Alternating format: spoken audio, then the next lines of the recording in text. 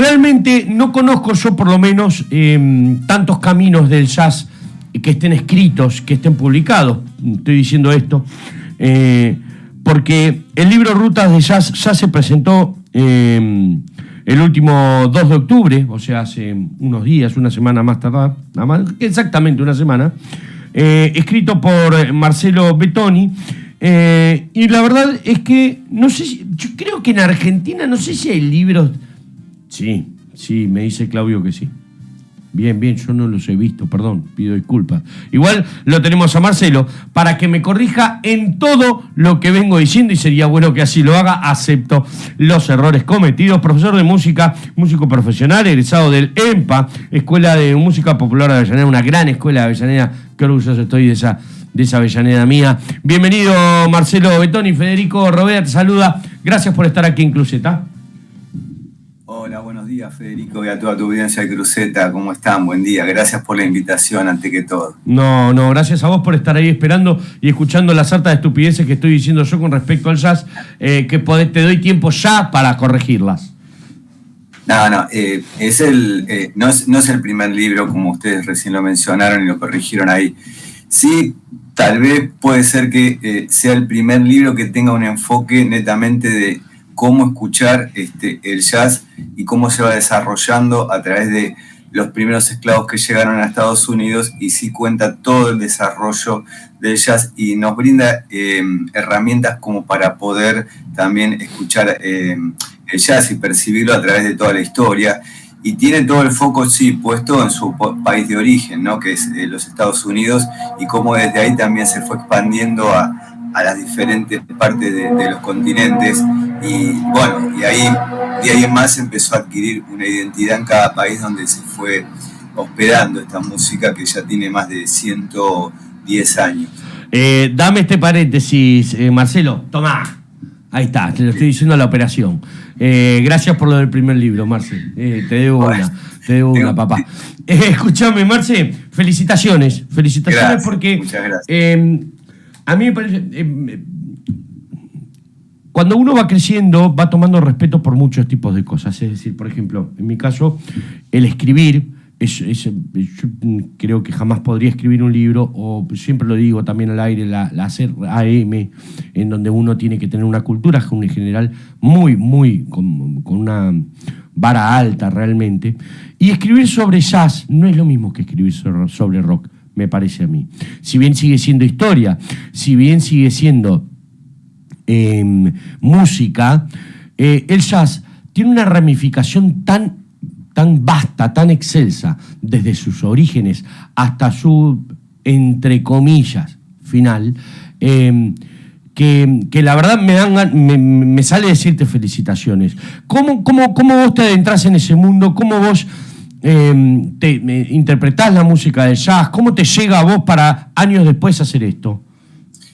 Bueno, empecé por el rock. Empecé por el rock sinfónico, empecé por el rock de las épocas de Yes, de Pink Floyd, bueno, todas esas estructuras de bandas que, bueno, tenían temas muy complejos y extensos, ¿no? Podríamos pensar hasta cuanto a su duración. Ahí me fui llegando con una cuestión que tiene que ver con el jazz dentro de la fusión, del jazz rock allá con With the Report. Y ahí empecé a meterme un poco más en el jazz, que me empezó a sorprender la idea esta de que en cada evento, en cada encuentro, aparecía esto de la improvisación, de no tocar el tema de la misma forma. Empezaba a ver cosas que yo no lo encontraba tanto en el rock. Y bueno, ya venía tocando y había tocado en bandas de rock, venía un poco mi trayecto dentro de ese mundo, de ese estilo de música. También venía tocando un poco de tango, por eso me interesó mucho entrar en la Escuela de Música Popular de Avellaneda. Y ahí, bueno, me fui sumergiendo un poco en el tema del rock, del jazz, más en profundidad desde ese lugar, y me encontré con todo un mundo muy amplio, con toda esta problemática que sucede en el jazz desde los afro-norteamericanos. Y bueno, ahí me puse a estudiar cada vez más, y empecé a estudiar en la escuela de Ricardo Pelican al principio de todo, antes que existiera la música de Avellaneda, antes que existiera la Escuela de Música Popular de Avellaneda, ¿no? Él fue uno de los pioneros con Malosetti, fueron las primeras escuelas que se empezaron a abrir para enseñar jazz. Después ya allá en el 85 apareció la Escuela de Música Popular de Avellaneda, y al poco tiempo, ingresé en la escuela y soy casi de los primeros egresados con Pablo Bases y muchos de los músicos que hoy por hoy están tocando en la escena del jazz actual, ¿no? Acá en Argentina. Escena que yo siempre digo, ¿no? Y lo hablo también con el que siempre me contradice, con Claudito Caníbal, pero porque lo hablamos y la verdad admiro también su conocimiento en la música, fuera del chiste, ¿no? Pero movimiento de jazz que nosotros vemos opacado, ¿no? Es decir, inclusive, mira lo que te cuento, Marce, a ver, no hace mucho, con un amigo estábamos viendo, me decía, che, tengo ganas de festejar el aniversario con mi esposa y tengo ganas de ir a ver algún jazz. Y estuvimos averiguando y no encontramos lugares como antes, 5 o 6 lugares o 4 lugares en Capital para ver tranquilo jazz.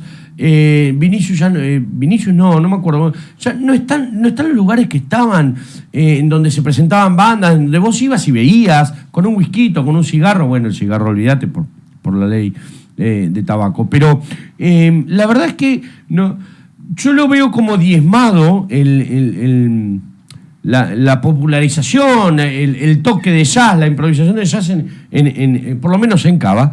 Y capaz vos me puedas decir, no, Fede, realmente hay. Lo que pasa es que no se vende tanto, no está tan popularizado, no hay tanta propaganda al respecto. No lo sé. Bueno, pensemos que si lo tomamos de su origen y el país donde apareció, siempre lo dieron por muerto, nunca nació. Claro. Quiero hacer un detalle, remarcar un detalle importante, es que el jazz, el tango y muchos estilos que nacen con fuertes raíces, es muy difícil derribarlo, ¿no? Si esas raíces van desarrollando y sale un tronco y de ahí salen todas esas ramificaciones que van dando los estilos. Que no sean los que más se ven no quiere decir que no estén. Es decir, hoy por hoy hay lugares y hay mucha gente que estudia también jazz, y lo que ha surgido acá en Argentina, que se ha reflotado, ¿no? Increíblemente, es que a la gente le gusta ir a bailar jazz. Se están abriendo algunos lugares como para ir a bailar jazz. Se está reflotando un poco esa época más que todo del jazz, ¿no? Porque, como te decía antes, el paraguas es el jazz. Y dentro del jazz, en 100 y pico de años, tiene un montón de estilos dentro del jazz que los podríamos como agrupar primariamente. Nace en New Orleans y en el Dixieland con las primeras bandas que van siendo en Chicago y lo que va apareciendo como el jazz tradicional. Y después aparece todo lo que tiene que ver con el jazz un poco clásico, este jazz tradicional clásico con la era del swing y estas big band que van apareciendo, hasta luego en el bop, allá por el año 45, aparece una ramificación del jazz moderno muy amplia. Siempre hay una contrarreacción entre los mismos estilos dentro del jazz. Y en los años 80 aparece el postmodernismo en general, no solo en el jazz, sino en toda la música. Y ahí van a aparecer dos corrientes, que es el clasicismo y el neoclasicismo, una corriente identificada con Wynton Marsalis, allá en New York, y otra con John Zorn, y todo lo que tiene que ver más, que venía del palo de la fusión, del rock, y más la vanguardia, ¿no? Claro. Hasta, todas las tendencias actuales, que son también muchas. ¿El jazz nace más o menos en qué años? Ya dijiste que en New Orleans. Sí. Y más o menos, ¿se puede decir una década en la que formalmente se da por nacido? Porque también viene de si no me equivoco, ¿no? De raíces que no tienen autorías, como de clásicos cánticos en Estados Unidos, ¿no? Exacto. Nace, si vos me preguntás, con el primer esclavo que llega. Claro, claro, es. Hay, en el libro, hay un capítulo que se llama El ADN del jazz, que es el ADN en realidad de la música afro-norteamericana, donde desarrollo aproximadamente entre 24 y 25 expresiones folclóricas para que la gente pueda entender que de ahí sale gran parte, inclusive de la música de todo Estados Unidos, con los War Songs, Phil Holler, los Spiritual, los horrendos espectáculos de Black Feminist Thrill Show, cuando los blancos se pintaban de negro y armaron toda esa parodia que le hacían a los negros con un espectáculo muy horroroso, discriminatorio. Ahí se conocían las canciones de Plantación, los Holler, los llamadores, bueno, y una serie de puntos muy importantes para poder también comprender la música en realidad también de Estados Unidos y la parte esa de los aportes que dieron los afro-norteamericanos. Y cuando nace, a los que les gusta poner fechas, y empieza a surgir alrededor de 1880, cuando los esclavos empiezan a ser liberados, que termina la guerra de secesión. Y el primer disco, para el que le interesa poner una fecha más precisa, podemos poner 1917, cuando graban Los Blancos, que graba la Original Dixieland Jazz Band. Nuevamente, otra vez vemos cómo la industria, después que empieza a aparecer, y cómo aparece esta cuestión de la música cuando la quieren hacer café con leche, como digo yo, para podérsela vender a los dos, ¿no? Claro, a los dos. Una música que crean los negros, bueno, la graban primero los blancos. Es una cosa bastante llamativa. Lo mismo que pasó con el rock, básicamente. Con el rock and roll, mejor dicho, ¿no? Y también podríamos poner un detalle también. Entre 1916 y 1917, esto es importante, la industria le pone el ojo a la música popular. Claro. ¿Por qué? Porque se graba el tango, claro. El tango canción, Mi Noche Triste, se graba Samba Telefoné en Brasil, y entonces la industria dice, ojo, acá esto de la música popular empiezan a vender. Estos vendieron estos discos mismos de jazz y esto. Y salen a buscar, y ahí empiezan a grabar. Bueno, se empieza a buscar cuánta banda puedan encontrar para grabarla, porque bueno, ven que hay un negocio. Después aparece toda esta historia de que las primeras que graban son las mujeres en el blues, que en el libro hay un capítulo también que habla de la presencia femenina de las mujeres en el jazz y en el blues. El libro tiene como 560 páginas, tiene códigos QR con playlists, con más de 50 temas en cada playlist, y los ejemplos que yo voy desarrollando también están incluidos en esas playlists. Arranca, como dije antes, con el primer esclavo y la esclavitud y la liberación en Estados Unidos. Tiene un capítulo muy interesante que es África en América, donde voy detallando los sistemas africanos, qué es lo que sobrevivió, qué es lo que quedó. Después en ese mismo capítulo está Europa, acá en América, claro, y habla del Renacimiento, la Edad Media, qué es lo que trae Europa con las afinaciones, el sistema de música, la escritura, los idiomas, para pasar a un capítulo que es los elementos técnicos de la música en el jazz, cómo lo piensan los músicos de jazz, a la armonía, a la melodía. Todo esto, como te mencionaba, tiene códigos QR, playlists, y pasamos al ADN del jazz, el otro capítulo, como ya había mencionado, para luego viajar a los estilos. Y ahí encontramos todos los estilos hasta las tendencias actuales, que increíblemente nace en New Orleans, y hoy la última tendencia del jazz también está haciendo en la zona de New Orleans. Para, bueno, pasar a un capítulo que es el jazz viaja a Europa y cómo se empieza también a expandir alrededor del mundo. El otro capítulo lo mencioné, el de las mujeres en el jazz y en el blues, para finalizar con un capítulo que es la educación en el jazz, cómo empezó el jazz a enseñarse, y bueno, y ahí vamos hablando también de las escuelas que se van formando, etcétera, etcétera. Los grandes representantes de jazz, nombres comunes, Miles Davis, Charlie Parker, no sé, Jim Hall, los primeros que se me vienen a la cabeza, fueron artistas que corolarios que terminaron sus carreras como Mick Jagger o como Keith Richards, o fueron terminando sus carreras como empezaron, pobres, ganándose el mango con los shows, cagándolos con las discográficas. ¿Cómo fue el desarrollo de esas vidas? Sí, tenemos que pensar que cuando aparece el rock como tal y que ya después pasa a tener una fuerte industria, había todo un proceso que había atravesado antes el R&B, el rhythm and blues, claro, y el soul, ¿no? Entonces ya la industria estaba muy afilada y no era lo mismo. Inclusive después apareció el long play también, sí, que eso cambia también. Este proceso de estos primeros pioneros, algunos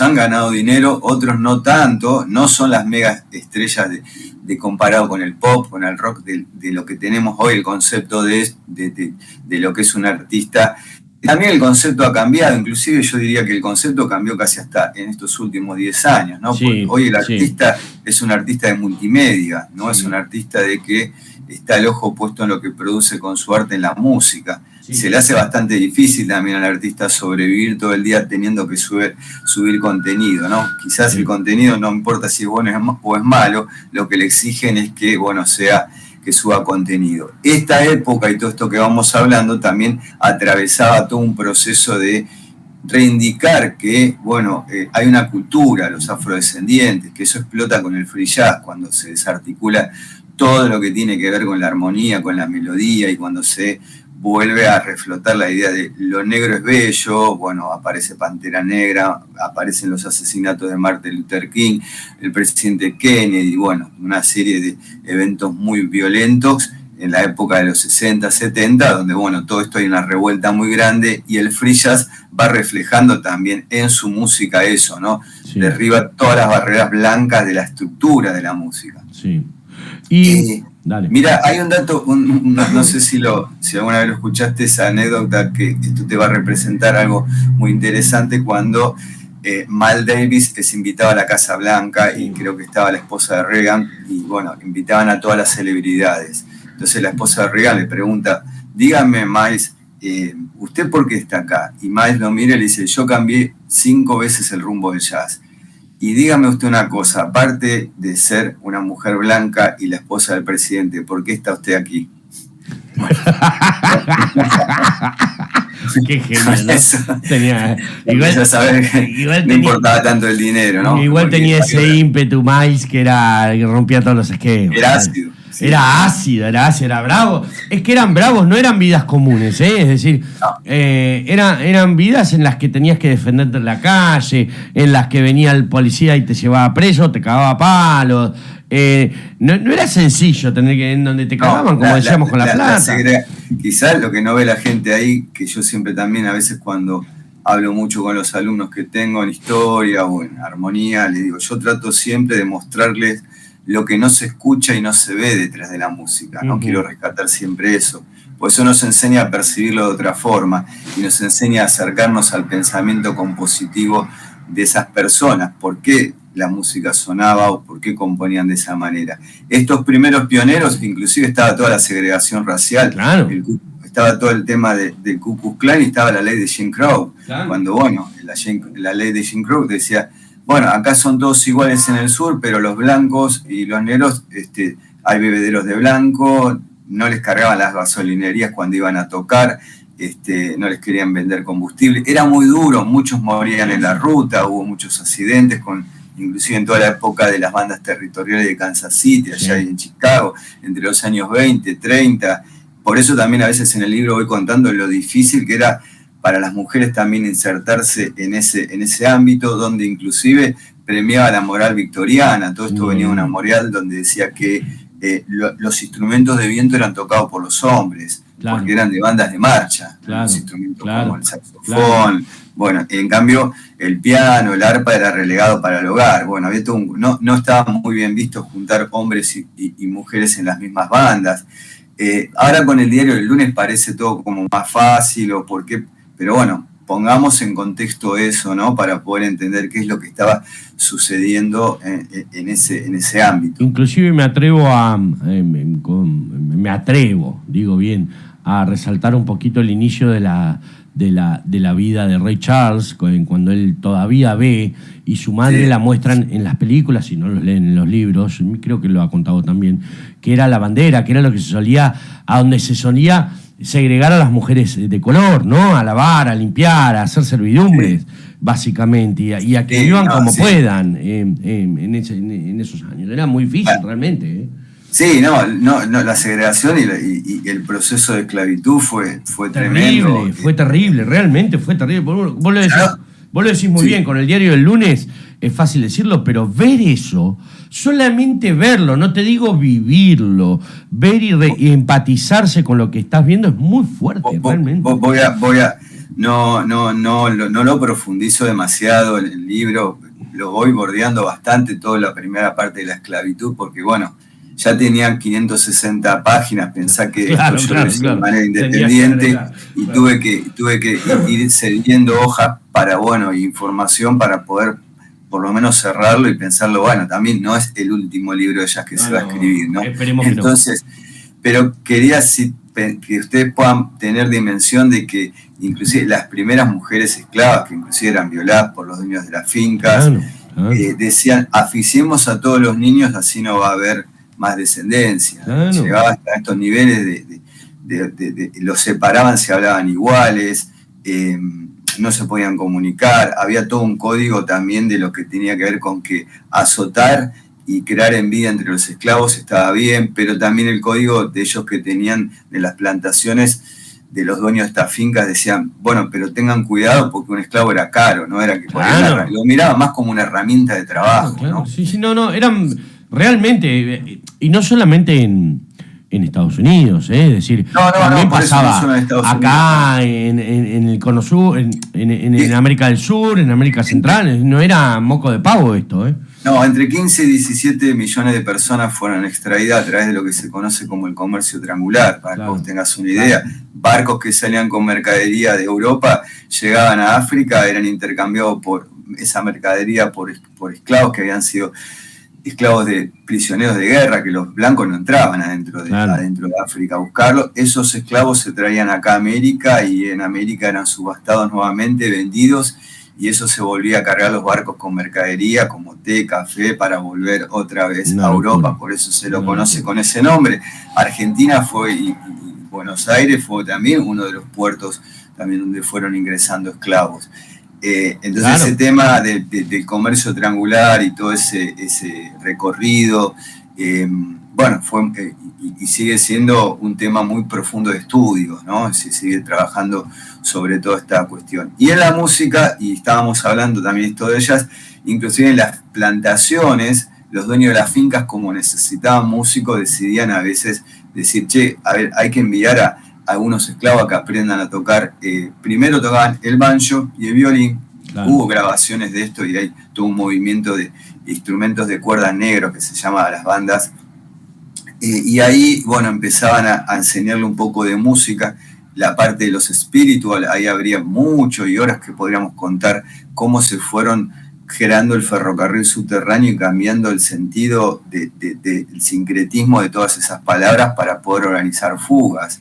Es decir, toda esa música, la gente piensa en espiritual que cantan, no, eso eran códigos para que se pudieran escapar. Eso se crea el ferrocarril subterráneo, ¿no?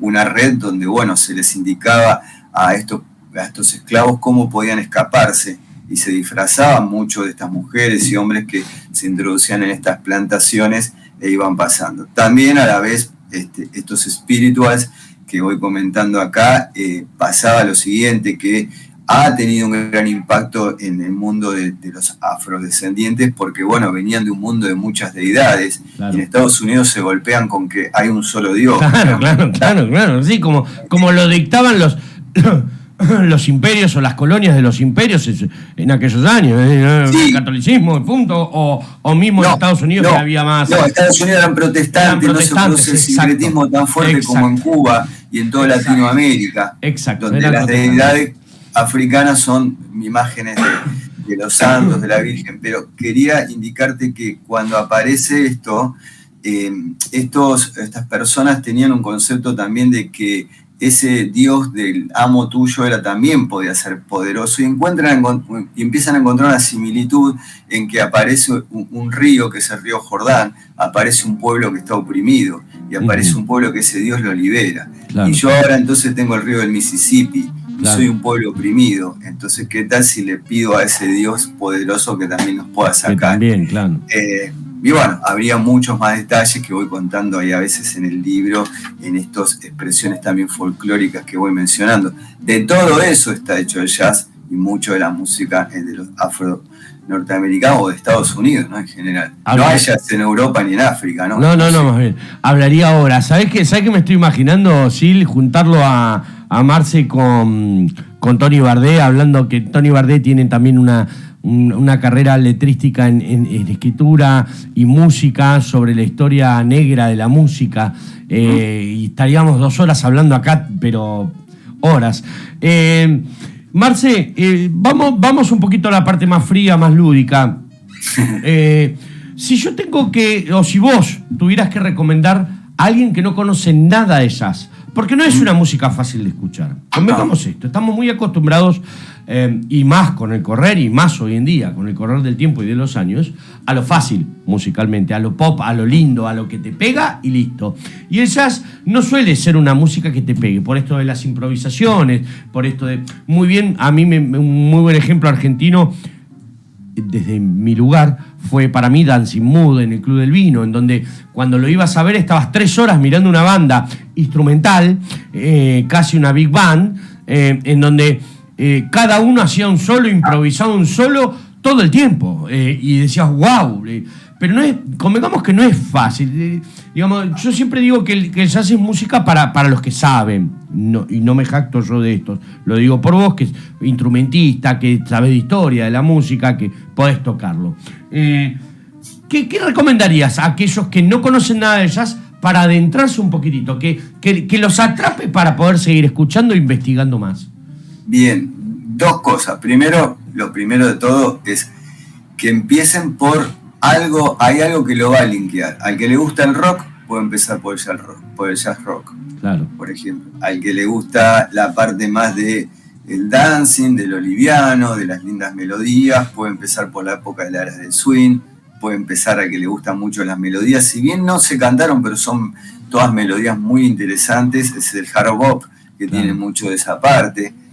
Pero hay algo que vos dijiste, parecería ser a primera instancia que es una música que viene un solo, que viene el otro, que improvisan, pero el jazz es una conversación, es decir, lo que va sucediendo en el escenario, eso es, no tienen que poner el ojo en el que está haciendo el solo, es el que está improvisando, sino que la cuestión es que están interactuando, es como un diálogo. Ahora nosotros 2 estamos haciendo jazz. Claro. Yo te escucho y vos me respondés y yo te respondo. Es decir, hay una idea de preguntas y respuestas también heredado de eso que habíamos hablado antes, de ese mundo también africano de la pregunta y la respuesta. Y la premisa más grande para todos los músicos de jazz, que lo sabemos, la magia está en que para tocar bien jazz hay que aprender a escuchar. Si yo no escucho a los otros no puedo tocar, porque no es un monólogo. Claro, no es una charla, tal cual. Es una interacción todo el tiempo. Y bueno, pueden empezar desde ahí. Lo primero es eso, yo digo que traten de escuchar toda la banda, no presten atención a uno de los solos de los que está tocando, sino que traten de sumergirse en toda la banda, en cómo nos va contando. Es como si fuera una especie de diálogo entre amigos, una reunión entre amigos. Sí. Eso también, por eso se le asigna mucho que es un estilo muy democrático, por eso la UNESCO lo declara también, igual que el tango y otros, pero claro, una de las virtudes que tiene el jazz es que todos tienen su espacio para poder expresarse y hay que aprender a escucharlo al otro y poder intercambiar ideas con los otros, ¿no? Por eso se habla mucho de que es un estilo democrático. Me atrevo a dar el ejemplo de B.B. King con algún dúo, con algún otro blusero arriba de un escenario, que cuando empiezan con los solos y es como que las guitarras en el blues también se hablan, ¿no? Como que una dice algo y el otro guitarrista responde. Quizás sea algo también más interesante para empezar a pulir si es que te gusta un poco la guitarra, el blues, el rock, como para ir por ese lado. B.B. King es el fiel reflejo de un predicador. Tal cual. Es decir, cuando vos ves mucho de esto es como está predicando. Cuando vos ves los predicadores negros, oh Lord, oh mi Dios, y la gente le responde. Todo eso, de ahí sale el riff, de ahí salen muchas de las cosas que hoy por hoy la gente por ahí no sabe. Claro, viene mucho la presencia del predicador en las iglesias. Es lo que también era la forma donde aprendían a tocar, no había una escuela. Claro. No, y es que aparte, si había escuelas, es decir, probablemente no le enseñan a los negros, es decir, era muy difícil que un negro sea... Perdón, ¿no? Yo lo estoy diciendo negro, parezco quizás muy burdo o despectivo, ¿no? Pero que una persona afroamericana tenga educación. Era muy difícil que tenga la puerta abierta a la educación, ¿no? Era realmente difícil. Es más, cuando empezaron tocando, habían encontrado instrumentos, inclusive pudieron conseguir a muy bajo precio cuando había terminado la guerra de secesión. Empezaron tocando cornetas, instrumentos que eran que los habían empeñado las bandas militares. Otro dato que por ahí a veces se pierde en el tiempo, guarda que el jazz tiene mucho de latino en su origen, ¿no?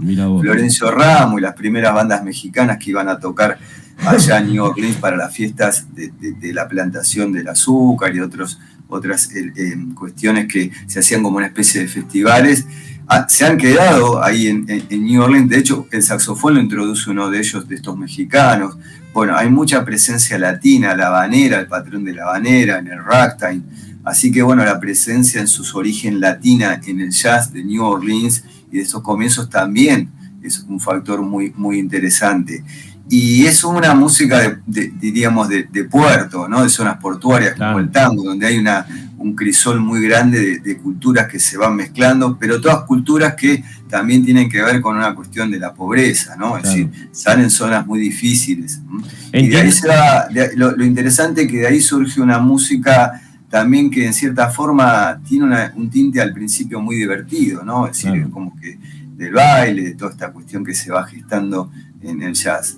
Así que podría ser ese un buen punto, empezar a linkear con lo que uno escucha, a ver qué puede encontrar dentro del jazz, como una tarea. Entiendan cuando recién Marcelo decía de estos artistas mexicanos, México está pegadísimo, o sea, es parte prácticamente de Estados Unidos, ni hablar de manera económica con el correr de los años, pero decir, Houston, lo estoy mirando en el mapa también para bueno, no decir volverse, Houston, Texas, Nueva México, Los Ángeles, California. No, bueno, todo lo que la gente lee, San Diego, San Francisco, claro, San Bernardino, eso eran todos misioneros. Todos misioneros, claro. Los Ángeles es por la Virgen de Los Ángeles. Claro. Lo tengo a Claudio colgado del micrófono que te quiere preguntar algo, lo veo ahí, así que le voy a dar pie. ¿Qué tal, Marcelo? ¿Cómo te va? ¿Qué tal, Claudio, ¿cómo estás? Yo también, como escucho y melómano, yo también soy muy crítico de nosotros mismos. Bueno, somos muy grandes y creemos que tenemos la verdad absoluta por haber escuchado y también por denostar algunos estilos que están surgiendo, pero siempre hay algo que me pega una piña en el mentón porque hasta ahora hemos nombrado y yo también. Siempre me río cuando dice, che, ¿viste el disco nuevo, lo nuevo de Slash, vamos a decir, poner a alguien en el rock? Pero hizo un disco de blues y seguimos escuchando música vieja, ¿no? ¿Qué pasa? El otro día, el fin de semana, la música me volvió a dar una piña en el mentón, tanto a mí como a Lore, a mi mujer. El famoso ciclo Tiny Desk en Estados Unidos, que le dedica una emisión a la música latina, los llevó a Paco Moroso y a Catriel. Sí. Véanlo, porque los tipos tuvieron que adaptar y claro, el impacto que tuvo la música brasilera, porque hacen jazz, hacen bossa nova. Catriel y Paco Moroso no son ningunos improvisados. Perdón, Marce, yo me meto en esto. Por favor, no. Catriel es un guitarrista un músico de la reputación. Son de estos casos que son excepcionales, Me sorprendieron. Yo ya lo vengo viendo a Catriel, Porque la verdad que hicieron unos musicazos, unos vientos, pero que no la rompen. Cualquiera, digamos, la rompen. Yo siempre digo que, así como cuando salió el rock chabón, cuando salió el rock de garage, siempre digo, bueno, salen tantas bandas que están de moda y después algo va a quedar, así como pasó con los Calla cuando salieron. Bien. Que se formaron, sí, ¿no? Me parece que ahí hay en el trap también hay un movimiento, ¿no? Que se está nutriendo también del jazz ahora. Sí, la música, como decía Piazzolla, siempre sigue su recorrido, inclusive el término también, ¿no? Nosotros, yo a veces también cometo el error de la música evoluciona. La música no evoluciona, las especies evolucionan. La música se desarrolla en el tiempo. Es decir, no tiene una... Muy bien dicho. El do es do, re es re. Es decir, muy bien dicho.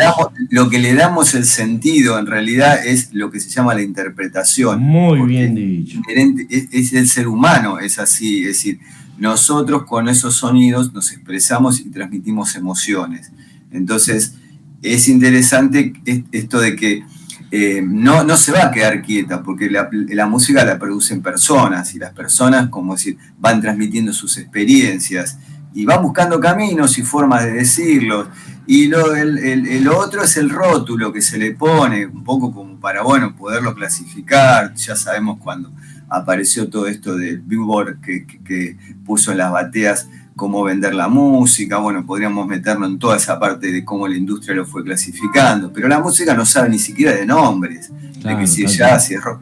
Son emociones que transmiten los artistas y que, bueno, para también que el artista lo pueda transmitir y lo pueda llegar al otro, el otro también tiene que estar abierto, ¿no? Tiene que haber una recepción desde el oyente. Y sacarse la mochila de los nombres, de los prejuicios. Y lo último, a mis alumnos siempre les hago hacer un ejercicio muy lindo que lo quería compartir, es que tomen un tema que quizás no conozcan ni siquiera el idioma, que no lo hayan escuchado nunca, que lo escuchen la primera vez y que anoten qué les produce ese tema, si fue algo más emocional, intelectual, que pongan su primera impresión. Si aburrió, si no, sí, claro, que pongan la primera impresión. Lo que quieran ellos, lo que les pareció, y que ahora le coloquen un nombre a ese tema, y que después traten de averiguar qué pasó con el compositor o compositora que hizo ese tema, y en qué contexto estaba, cuál era el contexto que lo compuso, la parte histórica, la parte, bueno, qué es lo que nos quiso contar. Y veremos si estamos cerca, a veces estamos lejos, pero bueno, ahí es la verdad de la música. Somos nosotros y lo que suena. El resto hay que dejarlo al costado. Aprovecho la participación de Clau con el ejemplo de Catriel o Paco Amoroso, que son dos monstruos, aprovecho, para sumarle a ICA en vivo. Que ICA en sus recitales en vivo hace, o ha hecho por lo menos, secciones del show con tangos y bailarines y una orquestita de tango. Sí. Para también, digamos, demitificar de esto de que son pibes que no les importa la música. No, evidentemente les importa. Lo que pasa es que, como muy certeramente dice Marcelo, coincido, nunca lo había escuchado así, la música sigue siendo la misma, después está quien la interpreta y cómo la interpreta, ¿no? Básicamente. Marce, te agradezco muchísimo el tiempo. Después te voy a hacer una consulta en privado. Sí. Pero es cuestiones artísticas y de radio. Dos cositas finales. Yo me atreví, a mí particularmente, yo soy un escuchador de música, realmente. Con mi cabecita a veces olvido muchos detalles y omito muchas cosas importantes. Pero uno de los grandes discos, otro día charlaremos de cómo llegué a él, para mí, del jazz, es Undercurrent, de Bill Evans and Jim Hall. Me partió la cabeza desde la carátula del disco con la mujer flotando. Yo no sé si tomarlo, porque para mí, cuando lo escuché y lo volví a escuchar, me sentí como esa mujer flotando en el lago, en ese agua, en ese mar, no sé qué es, todo de color azul. Y por otro lado me lleva a quizás a un heroinómano que está flotando en ese sentido musical. Son dos puntos expresos que se me pasaron por la cabeza. Yo elegí, por lo menos, para cerrar todo esto, y quisiera saber si vos estás de acuerdo con Stairway to the Stars, de ese disco, que me parece tremendo realmente. Sí, yo lo único que quería sumarle un poquito al libro es que el libro, todos los ejemplos que ustedes van viendo, todo lo que está en el libro, son cuestiones icónicas de referencia también histórica y puntos que va, pero no hay una, yo lo que te trato de hacer con el libro es darte las herramientas para que vos lo puedas escuchar. Claro, y tal cual. Conté con la ventaja de ser músico, entonces cuando voy clasificando características y otras cuestiones, me ayuda a ponerlos, porque a veces los músicos se mueven de un estilo a otro, por eso algunos lo van a encontrar al mismo músico tocando otro estilo. Bueno, pero cuando tomo y explico las características, inclusive después de explicar cada uno de los estilos, para que no tengan que hacer el resumen, yo les hago una síntesis al final de las características que va a tener ese estilo, para cuando ya no se tengan que volver a leer todo el estilo otra vez. Bueno, ahí no hay nada personal de mi gusto, ¿no? Y hay muy poco de hablar del mejor, el peor. Esos nombres yo en la música, a mí me cuesta mucho ponerle eso, ¿no?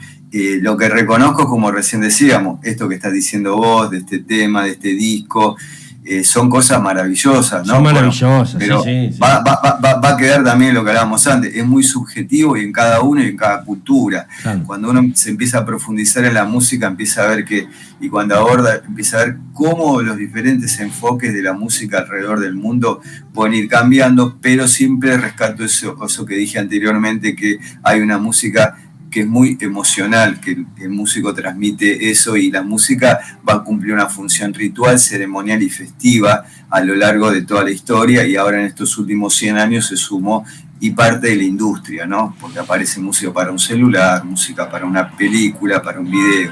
Pero bueno, ahí estamos viajando por nuestras rutas del jazz, ¿no? Marce, vamos que o compramos el libro, te lo vamos a pedir, o de alguna forma u otra nos vamos a hacer de él, eso sin duda. Y después, por otro lado, para cerrar y despedirte, Sil, para un martes o para un jueves de noviembre o diciembre podríamos traerlo a Marcelo acá una mañana, desayunamos, yo invito al desayuno, Marce, y hablamos más extendido sobre esto que es una de las grandes músicas del mundo.